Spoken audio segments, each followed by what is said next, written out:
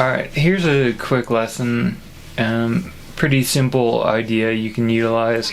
So basically, all we're gonna do is pick. You could think of it as picking a key. I'm thinking about it as picking a chord tonality to play over. So in this case, let's go with A. So just everything is A major.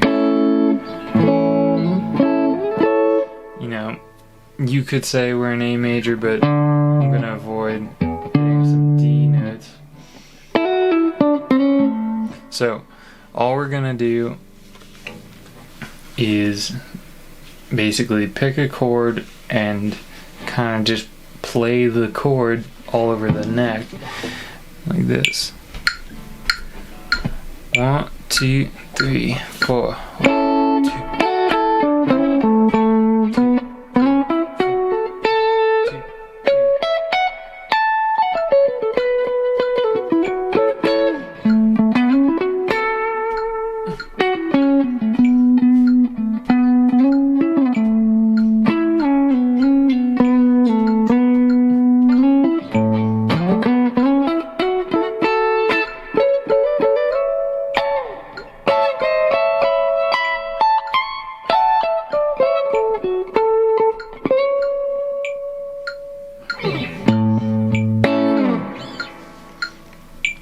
So let me set this up for different levels of players. If you're more advanced, you can pick whatever type of chord you want. You know, you can also, you have to decide what you want to improve on. So for me, just working on A, I don't really need to work on that. I should probably work on something else. So you can focus, you can make the challenge more about rhythm, more about counting, or more about playing chords. So, you know, if you know what a major 7 is, you know how to see it all across the neck.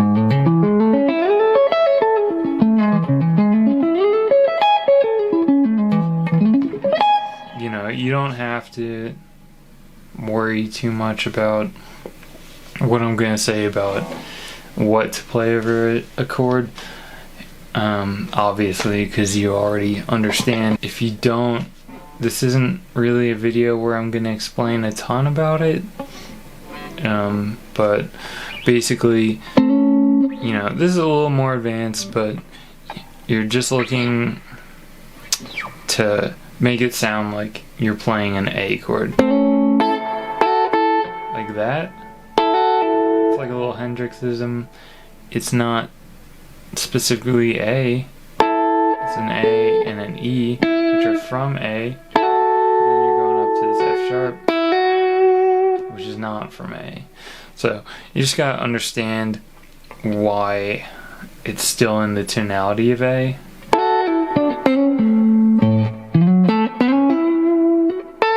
Basically, I'm just playing enough notes from the chord, from the triad specifically in this case. You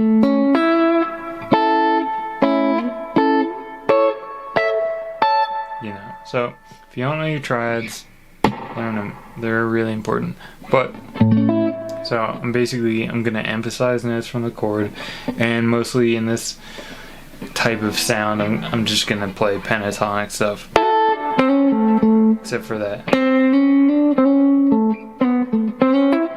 It's just little bluesy things. You know, that's the sound. If the sound was more of a major 7.